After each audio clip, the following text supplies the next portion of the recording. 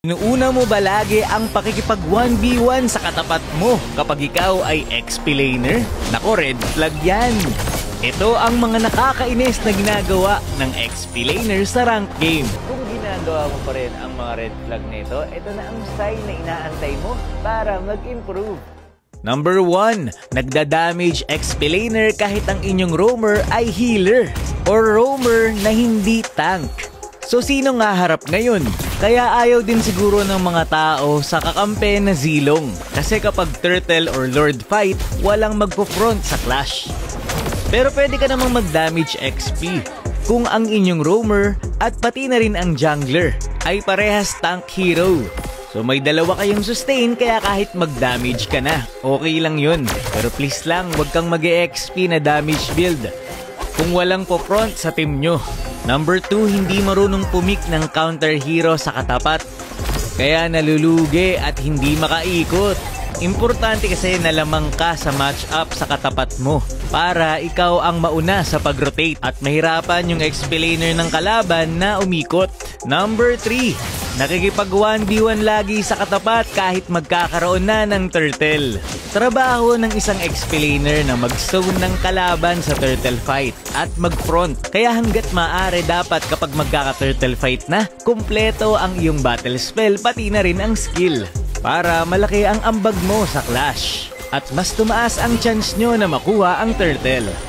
Number 4, ito yung mga nasa side lane lang forever, hindi na tumulong sa clash. Kapag 5 minutes na, pwede mo nang ibigay ang lane mo sa jungler nyo. Tapos ikaw naman ang tutulong sa clash sa kakampi mo. Kailangan kasing maging ahead sa level at XP ng jungler nyo para lamang kayo sa mga clash. Kaya kailangan kapag 5 minutes pataas na, active ka na sa mga clash. Number 5, hindi marunong mag-zone. Ito yung mga XP-laner na nakikihip pa sa turtle at lord. Hindi mo na kailangan gawin yan, lalo na kung kaya naman ng jungler nyo. I-prioritize mo dapat ang pag-zone sa kalaban. Number 6, ito yung mga XP-laner na laban ng laban kahit hindi kaya. Hindi na nga magko-contest, ang jungler nyo, ikaw sugod pa rin ng sugod sa turtle at lord. Tapos magchat-chat pa yan, jungler ano na? Wait. Number 7, nagka-cut lane kahit hindi safe. Dapat bago ka mag-cut lane, i-check mo muna kung nasa ng jungler at yung mga kalaban kung makaka-respo ba. Pag wala kang vision sa kalaban, huwag kang magka-cut lane kasi delikado yan. So ano nga ba ang dapat mong magawa kapag ikaw ay XP-laner? So ayan, sa early game kapag kaya mo yung katapat mo, pwede mo itong kulitin at bawasan para ma-freeze lane mo. Kapag kasi na late yan sa level, hindi yan makakatulong sa turtle. Pero doble ingat ka pa rin kasi kadalasan ngayon sa XP-lane na yung dalaw. Binabaog na nila yung XP-laner para hindi makatulong sa turtle fight. Kaya kapag mga 1 minute and 30 seconds na, ingat ka na kasi papunta na dyan yung jungler. Sa turtle fight, dapat mauna ka sa pwesto para makagawa ka kagad ng play.